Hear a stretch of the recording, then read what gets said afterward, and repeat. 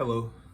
I'd like to start out by saying Happy New Year to all of our investors, key advisors, and friends of Dope Coffee. So, this is our 2023 end of the year summary, and in addition to our 2024 outlook. I want to take a few moments just to address everyone via video, in addition to the investor email that you all have received, just to share some of my insights and reflections that I think maybe don't translate as well into email. So 2023 has been a really good year for us at Dope Coffee. As an organization, the level of maturity that we've gained internally has been it's been substantial this year. So whenever you start a company, those first couple of years, you got a good idea of where you want to go. You have a vision, but then making that vision turn into reality can be a bit difficult. And so, our first couple of years, starting back in 2019 into 2021, 22, really just finding our footing. And one of the things that we were able to do this year in 2023 is to really understand our purpose and understand what drives Dope Coffee and what will continue driving us into the future, and to get engaged and focused on that. One of the things that we've been talking about is limiting the amount of distractions in and around the company. Whenever you're focused on growing something, there's always going to be lots of opportunities, right? That's one of the things that one of our advisors has been telling us. Hey, there's always going to be opportunities. But what our focus has to be is, what do we do with those opportunities? I would say that over the past few years, we have been letting those opportunities drive us instead of using the opportunities to drive our company's goals and objectives. And so roughly middle of this year, we had to come to a realization that not every opportunity is a good opportunity for us. And so let's talk about what some of those opportunities was. If you've been following us on social media, you've most likely seen some of the pop-up cafes that we've done. You've seen our distribution partnerships and expansion into retail, office coffee, and other areas. And so all of these are examples of opportunities that have been available to us, or that have made themselves available to us, but not all of them are ones that we necessarily should have taken on at the time, or if at all, right? Lots of folks want to approach Dope Coffee. It's a really cool brand. It's unique. It stands for some great things, and so there's always going to be this desire to get us to kind of come do something your way. And we've closed the door to those opportunities. Instead, we've decided to lock in and focus on 2024 specifically, just on a couple of key things, right?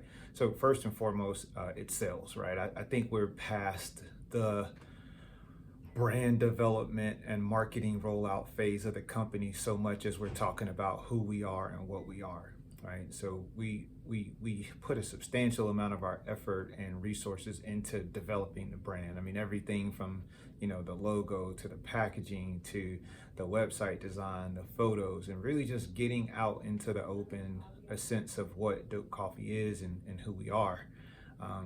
And that can take you so far, right? And I think the difficulty maybe for a young brand is, so once you put the brand out in public and once you let everybody know who you are and what you stand for, then what, right? And so that becomes sales and distribution for us.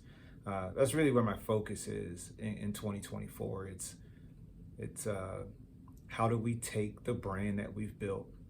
How do we take the partnerships that we've secured, and how do we scale that into high revenue generating reoccurring transactions, right? And so we're going to do this a few ways. First and foremost, as a CPG company, that has to happen at mass retail. So as you saw in the email, I'm really excited that we gained this partnership with Kroger. And so just to expand on that a bit, we will launch in approximately 200 or so Kroger stores in their premium tier stores throughout the mid-Atlantic region. So that's DC, Maryland, Virginia, and the Atlanta division, which is North Georgia. Kroger has a really strong presence here in Metro Atlanta, so that Atlanta division is heavily packed around our home base, which is here in Metro ATL. In addition to that, we're also working through the process with several of the large retailers right now. Got Harris Teeter, the call with them coming up in February. We don't know for certain yet if we're going to be on the call with the Fresh Market in February, but we should be finding those details out here shortly. And then, you have all the independents and the regional retailers, which they don't have as much as a formal process as you just got to call them and talk to them, walk in the store and visit. And so we got about 1,500 or so of those types of retailers that we have contact info. We've done all the cold calling and the emailing, and now it's literally just about, getting in the door and following up and securing new accounts.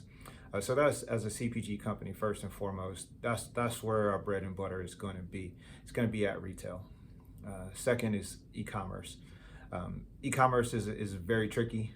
I think what we've seen from a lot of e-commerce brands over the past couple of years is there's just been a flood of new brands, and a lot of these brands were backed by large institutional investors. So you're talking private equity and venture capital. So some of these brands were able to raise somewhere in the nature between $5 and $15 million. And so they were able to just throw advertising dollars at e-commerce. And if you put enough ads up in front of enough people, you're gonna generate sales. But the danger has been, and I think this is what the market is starting to find out, is that you're mostly spending $1 to make $1. And when you look at the cost of goods for CPG, that actually just means you're taking a net loss. And so that's one of the things I've been very hesitant to do, which is to spend a lot on e-commerce dollars. Instead, my goal is to get us placed on as many e-commerce platforms as possible, to include our own website. But I look at our own website being primarily our main e-commerce channel because we own the data. But this year we did launch on Amazon and Walmart Marketplace. Amazon was our primary focus because it's the more difficult marketplace to launch on. Walmart, we're just now gearing up on that as we closed out 2023. And our goal again there is, we can't blow the budget on advertising dollars so much as we still need to focus on building organic traction with people in the real world and sending them to our e-commerce sites, right? And so we're looking at more so how do we take advantage of Amazon's customer base through real world interaction. And you're gonna hear me talking about our coffee bus here soon. So if you've been following us on social media, you know that we're building out a coffee bus. And this isn't a cafe. This is not a rolling cafe. This is a coffee and sound bus. So we're gonna take our coffee culture, hip hop message to the streets. We're gonna blast music, give away free samples, and yeah, we're gonna get people to buy product directly from the bus. But the real point is to spread awareness that we're also available for purchase through the e-commerce platforms. And then the third channel is the brick and mortar channel. So this is your cafe. And if you guys know anything about our story, it's a crucial and critical part of our story. So Dope Coffee, we started as Solar Cafe. This was a drive-through. It was a 2-store drive-through kiosk mini chain located in Eastern North Carolina, which unfortunately we had to close in 2018 because of Hurricane Florence. It came into the area, kind of decimated the area, and looking back on it, we didn't necessarily have to close it. That was me as a young entrepreneur, not understanding how to make it through the difficulty. But the great thing is that we have that experience. We understand how to run a profitable cafe. We understand what it takes to be successful at brick and mortar. And although I've been avoiding that in Dope Coffee because I wanted to focus on the CPG side of the house, it is now the correct time to revisit the retail offering, especially now that the pandemic has subsided. And so we did a few experiments this year in brick and mortar, 3 actually. So 1, we launched a small coffee trailer at a nice recreational lake here. We did a pop-up cafe at the Atlanta University Consortium. So this was Clark University's campus. It's some of the oldest HBCUs in the country. And then 3rd, we launched a Dope Coffee Express bar inside of Baldwin's bookstore, and this is very similar to the Starbucks and Barnes and Noble's configurations that you see. And out of those, the HBCU cafe had really strong signals, but it was a short-term situation from the beginning, so it wasn't something that we would be able to sustain in the long run. And then the trailer, again, good idea. We didn't have the right partnership in place to make that successful, but the bookstore cafe model went really well, and so that's still operating, and we will continue to operate that. Additionally, we launched that bookstore cafe in the city of Stonecrest, which is actually where our headquarters is. So I know we say Decatur a lot, but we're in DeKalb County, used to be Decatur, but we're technically in the city of Decatur, or Stonecrest, the city of Stonecrest. And so this is a fairly new city. And the thing about being in this area is that the city has really embraced us. And if you don't know the demographics of DeKalb County, and in particular Stonecrest, here's a couple of things that I think are notable that stand out to me, and they should stand out to you.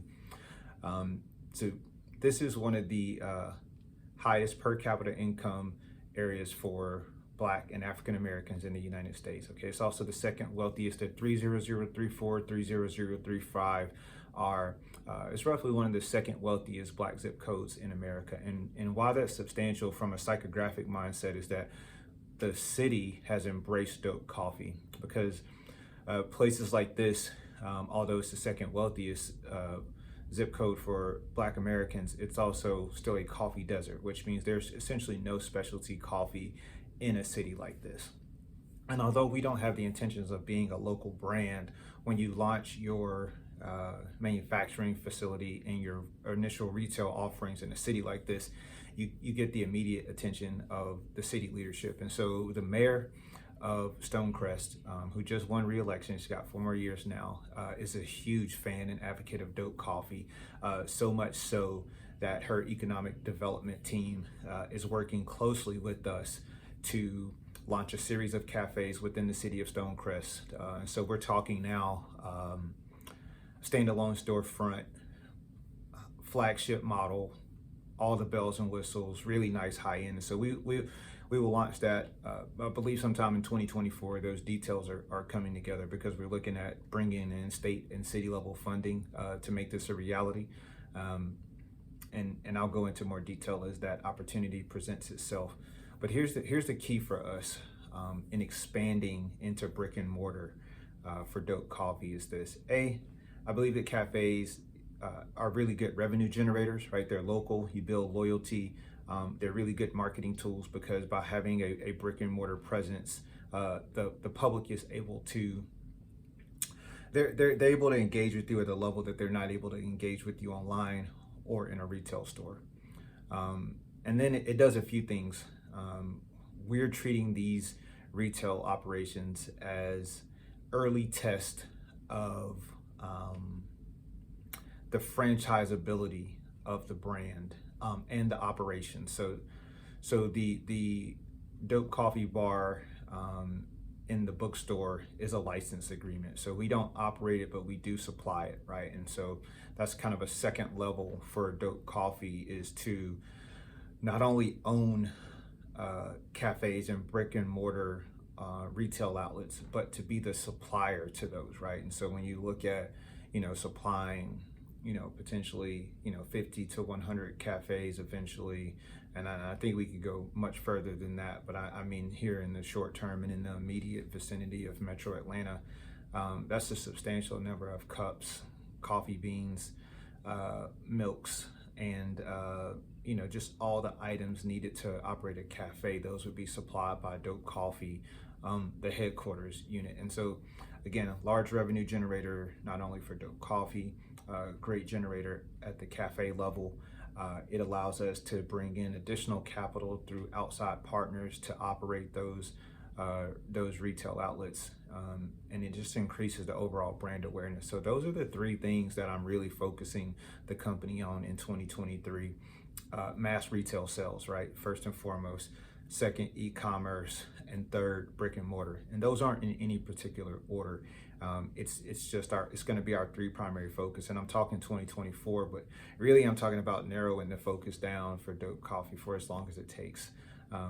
We did some really cool branding things in the world of music, pop-ups and partnerships, but we're going to limit those to supporting our revenue goals. For example, the Kroger deal, one of the things that we pitched them on is that this coffee bus, this coffee and sound bus that we created will rotate through the store locations, at least the top store locations, and do heavy sampling, heavy demonstration, heavy brand awareness, so that we don't just get on the shelf at Kroger, that we drive retail. And that same bus will hit the independents, etc. But it's just another part of what I think is important for a young brand to gain organic traction. So speaking of which, one of the things that's really driving me is that I feel like we're in the moment, we're in that post-pandemic moment where everything that was kind of making it because of the pandemic, it's all starting to kind of pan out. It's starting to flatten out. You saw a lot of people who launched a brand because it was cool to throw a website up, go to a third-party manufacturer, have them create some products, go out, raise a bit of capital, and have all that stuff warehoused somewhere else. And it's really a come to Jesus moment right now for the CPG industry, at least for the startups, right? The big dogs, they're just as solid as they've always been. But for a lot of the small brands, though, all these little cool new companies that you've seen coming out, it's time to pay the man on all those, because here's what I see and what I saw, and this is also where I take pride in Dope Coffee, and it's also why I'm going to continue to push further into what we're doing. First and foremost, most of those brands were not manufacturing their products, and so what happens is they're essentially the price they're paying to a third party, not only to develop their product but to manufacture it, means that by the time they get that product to a distributor or to a retail store, there's probably less than 30% margin left before the customer can purchase it, right? And so between the distributor and the store, you're all trying to split 30% margin, and there's just not enough money to go around. So these brands are largely unprofitable in the short and in the long term, because I don't believe most of these brands ever had the intentions of manufacturing their products. And so at Dope Coffee, we were able to raise, $500K or so over the past few years. And by and large, we've invested a lot of that into manufacturing. And sometimes I had questioned that decision. Was that the right decision to buy so much equipment? But when I look at the challenges that a lot of founders are having today, I realize we don't have those challenges. We know that we get to control all of our costs.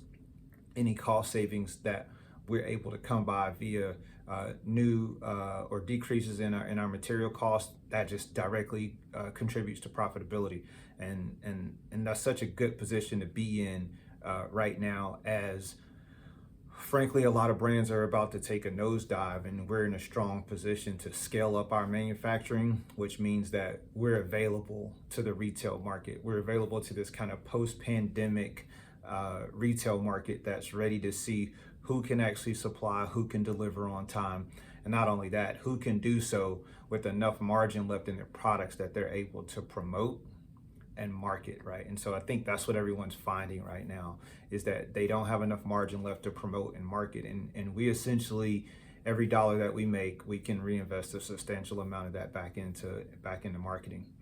All right, so maybe enough about that. I want to talk about a few of the things that I am most excited about. We've been able to secure close to $500K in financing from our suppliers, so primarily our green coffee supplier. We've been working with them for the past 3 years, and we've stayed really strong and kept all of our accounts with them current and paid on time.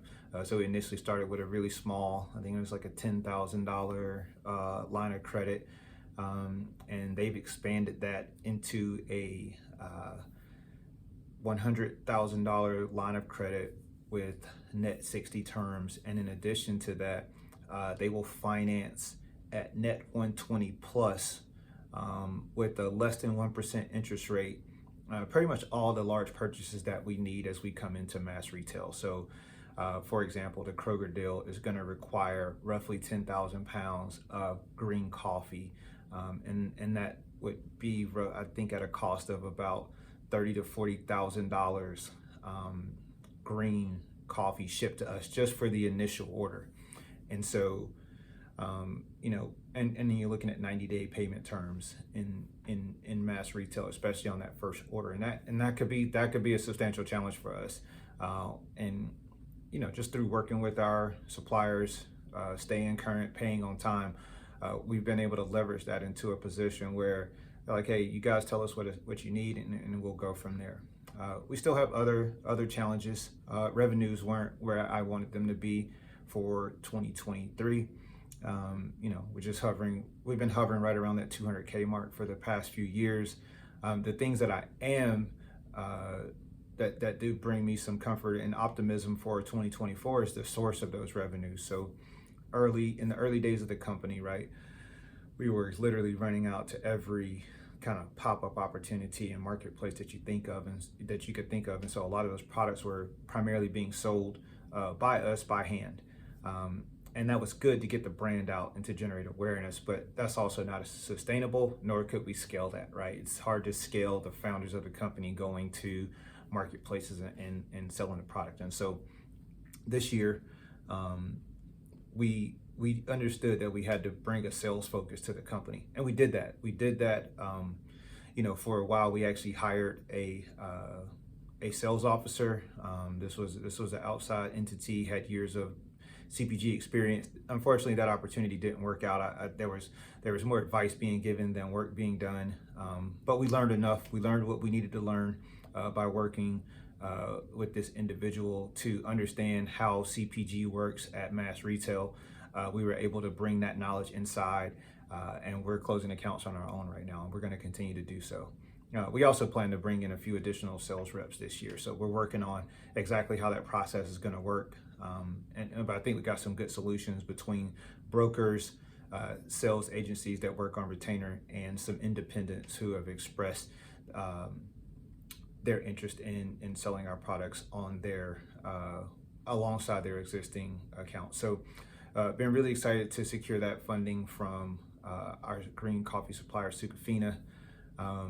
We're sitting currently at about 50K in working capital, which is, that's much stronger and healthier than we've been in the past few years. And all this is happening at a time where I believe that the growth that we'll have in sales will not only cover our costs.